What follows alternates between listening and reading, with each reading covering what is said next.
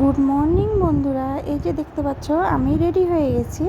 আর এখানে যারা যারা আছে আমার ছেলে, বর, এই যে তৃপ্তি ও রেডি হয়ে গেছে। আর এখন বাজে প্রায় 3:30। আমাদের ট্রেন আছে ভোর 4:30টায়। তো এই যে দেখো সবাই সকালে স্নান ধান করে নিয়েছে, কারণ সারাদিন মান তো আর স্নান করা হবে না।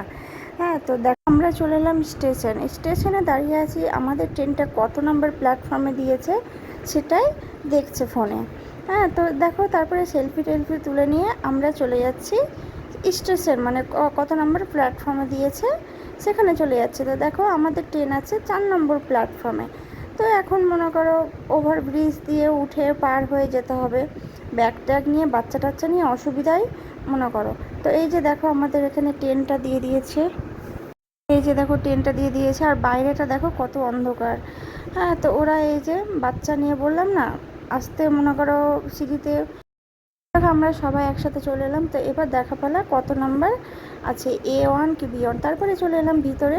কিন্তু কী জানো তো, একটাই মন খারাপ হয়ে গেল। এখানে স্লিপার থাকলে একটু শুয়ে বসে যাওয়া যেত। যতই হোক ভোর 3টার দিকে উঠতে হয়েছে। তো এখানে আমাদেরকে দিয়ে দিয়েছে চেয়ার কাট, কারণ আমাদের তো ঘুরতে যাওয়ার প্ল্যান আগে থেকে ছিল না, হঠাৎ করে প্ল্যান হলো, তাই তৎকাল মেরে এই সিটটাই মনে করো করতে হলো। কিছু করার নাই, এরকমভাবেই মনে করো বাচ্চা নিয়ে যেতে হবে। কি জানো তো, অনেক দিন থেকে যাব করছি, ছেলের গরমে ছুটি ছিল। হ্যাঁ, তখনই বলছিলাম যে চলো কোথাও ঘুরে আসি, অনেক দিন থেকে ঘুরতে যাওয়া হয়নি। কিন্তু ওর একটা বন্ধু বাইরে থাকে, আর্মির চাকরি করে, ও ছুটি না পেলে তার হবে না। এই যে দেখো তারপরে তোমাদের সাথে গল্প করতে করতে চলে এলাম হাওড়া স্টেশন। হাওড়া চলে এলাম হাওড়া স্টেশনে নামি তখন প্রায় 1টা।